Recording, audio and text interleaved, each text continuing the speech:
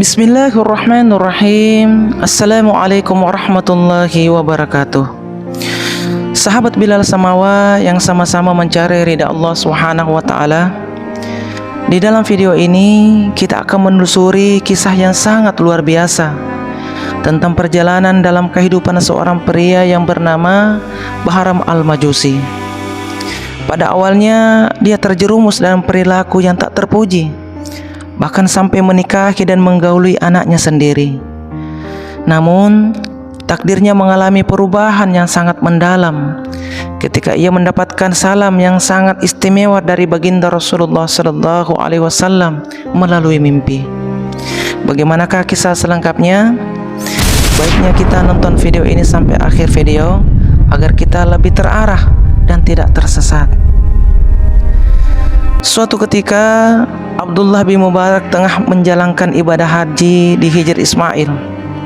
Ada sebuah peristiwa yang sangat luar biasa yang membekas dalam ingatannya. Di tengah ketenangan gelapnya tidur di dekat Ka'bah yang mulia, Abdullah memasuki alam mimpi yang penuh makna yang sangat mendalam. Dalam perjalanan mimpi tersebut, Abdullah bin Mubarak merasakan kehadiran sosok yang sangat agung, yang sangat mulia, yang tak lain adalah baginda Rasulullah Sallallahu Alaihi Wasallam. Rasulullah Sallallahu Alaihi Wasallam muncul dalam mimpi Abdullah dengan berpesan yang sangat istimewa, ditujukan untuknya secara khusus. Beliau menyampaikan bahwa ketika kamu melewati kota Baghdad, maka singgahlah di kampung ini dan temuilah seseorang yang bernama Bahram Al-Majusi dan sampaikan salamku untuknya, dan beritahukanlah bahwa Allah Subhanahu wa taala sangat ridho atas perbuatan yang ia lakukan. Maka Abdullah bin Mubarak terperanjat dan bangun dengan perasaan yang campur aduk saat menyadari bahwa pesan yang luar biasa ini dalam pikirannya dari mimpi yang saat itu ia alami. Ia awalnya masih merasa ragu dan bimbang, apakah ini mungkin pesan yang berasal dari syaitan? Seperti yang terjadi saat mendapatkan mimpi yang tak diduga sebelumnya. Maka untuk mengatasi kebimbangan ini, Abdullah bin Mubarak segera mengambil wudhu dan melaksanakan sholat serta menjalankan tawaf di sekitar Ka'bah dengan hati yang tenang. Meskipun di tengah kekhusyuan dalam ibadah, tak dapat dihindari kelelahan yang begitu dalam merambat tubuhnya, sehingga akhirnya ia pun terlelap lagi dalam tidurnya. Di dalam mimpi yang kedua kalinya, pesan yang sama datang kepada Abdullah bin Mubarak. Tidak hanya sekali, bahkan pesan itu sampai ketiga kalinya. Baginda Rasulullah Sallallahu Alaihi Wasallam menyampaikan pesan yang sama di setiap mimpinya. Dan Abdullah menegaskan bahwa ini bukan sekedar mimpi biasa, melainkan sebuah pesan yang sudah jelas tak dapat disangkal. Ketika Abdullah bin Mubarak sudah benar-benar terjaga dari tidurnya yang kedua, disitulah pikirannya sudah berubah. Perasaan ragu-ragu yang menghantui hati dan pikirannya telah hilang. Ia pun menyadari bahwa ini adalah panggilan dari baginda Rasulullah Sallallahu Alaihi Wasallam sendiri, dan tak ada jalan lain selain harus mematuhi pesan tersebut.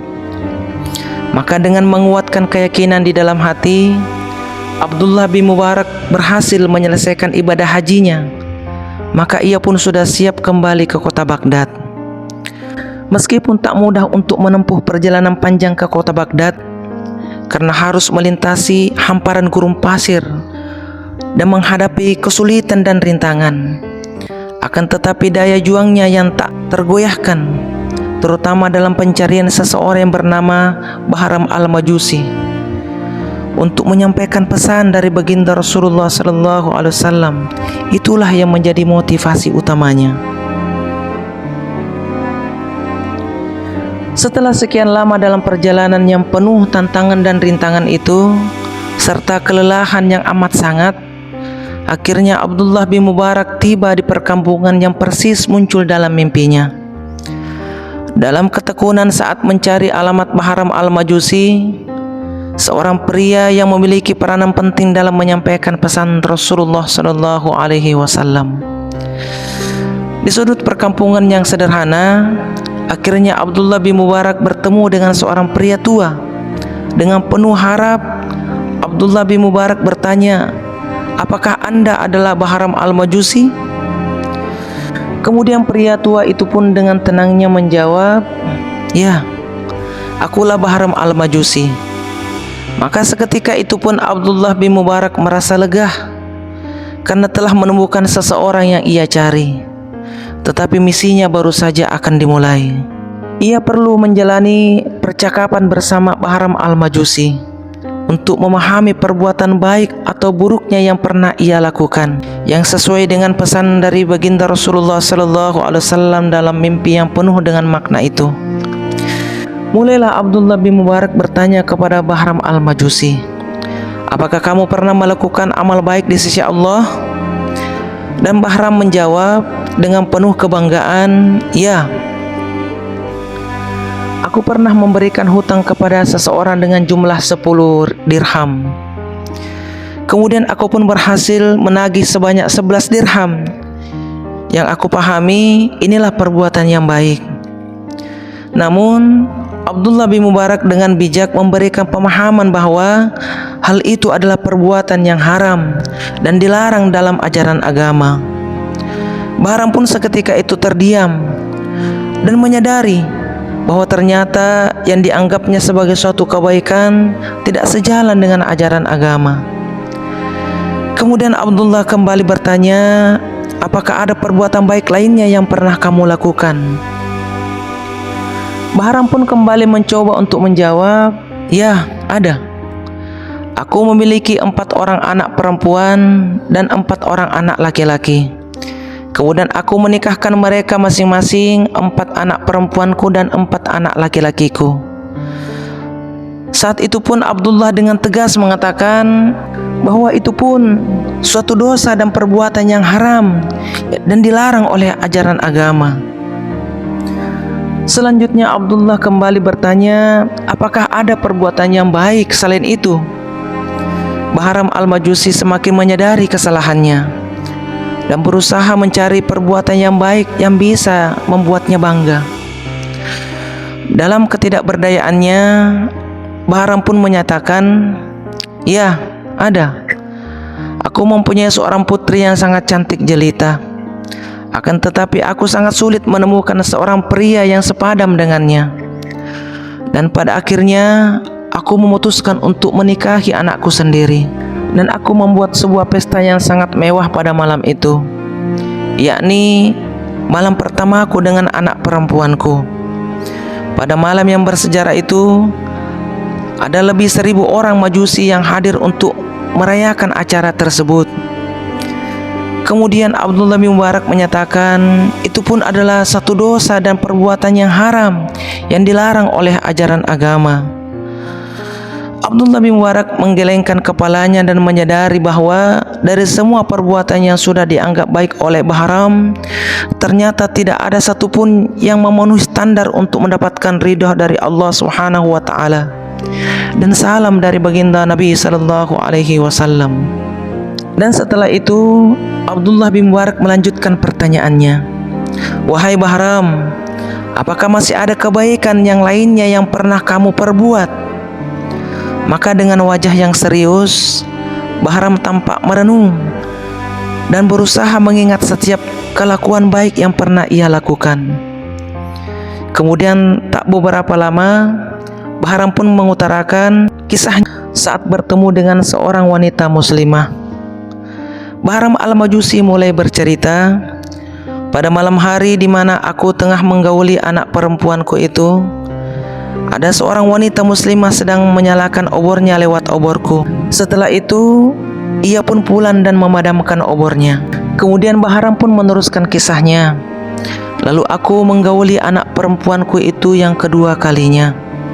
Dan tiba-tiba aku pun melihat kembali wanita muslimah itu menyalakan lagi obornya lewat oborku. Kemudian ia pun pulang dan memadamkan obornya lagi." Bahram meneruskan kisahnya lagi, Lalu aku menggauli anak perempuanku lagi untuk yang ketiga kalinya. Kemudian wanita muslimah itu menyalakan lagi obornya melalui oborku. Kemudian ia pulang dan memadamkan lagi obornya. Kemudian timbul kecurigaan dalam diriku. Mungkin saja wanita muslimah itu adalah seorang mata-mata yang punya niat untuk mencuri. Kemudian tanpa keraguan, aku memutuskan untuk mengikuti langkahnya dengan hati-hati. Aku melihat langkah-langkah menuju rumahnya, di mana ia bertemu dengan anak-anaknya. Sambil menangis, anak-anaknya bertanya kepada ibunya, "Wahai ibu, apakah engkau membawakan sesuatu untuk kita makan? Rasa lapar dan kelelahan sungguh menguasai kami saat ini, ibu." Wanita muslimah itu dalam riwayat yang lain disebutkan adalah seorang janda yang miskin. Selanjutnya wanita muslimah itu pun meneteskan air matanya, lalu ia berkata, "Aku malu pada Allah jika aku meminta selain darinya. Apatah lagi pada musuh Allah, yaitu orang Majusi." Setelah Bahram mendengar ucapan wanita itu, aku pun langsung pulang ke rumah dan mengambil sebuah nampan yang besar, dan aku mengisinya dengan banyak makanan yang melimpah. Kemudian aku menuju ke rumah wanita muslimah itu untuk memberikan semua makanan itu. Lalu anak-anaknya terlihat sangat bahagia dan tangisannya telah berhenti. Kemudian digantikan oleh doa-doa tulus yang mereka panjatkan untukku. Dengan penuh kesungguhan mereka berdoa, "Ya Allah, limpahkanlah kegembiraan kepada orang yang telah membuat kami bahagia."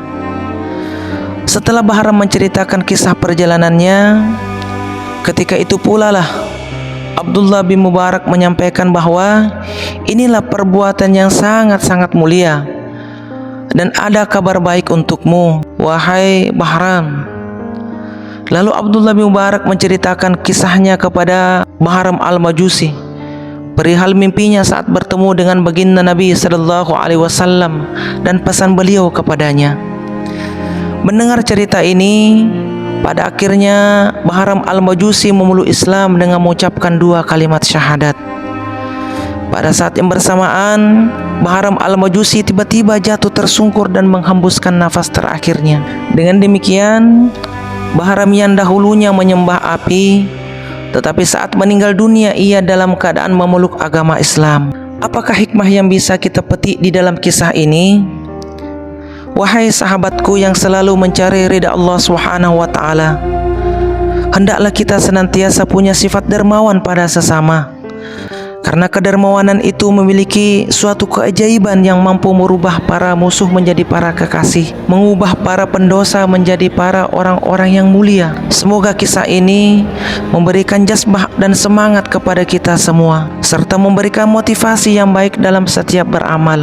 Dan kita akhiri video kita kali ini. Allahu a'lam bissawab. Assalamualaikum warahmatullahi wabarakatuh.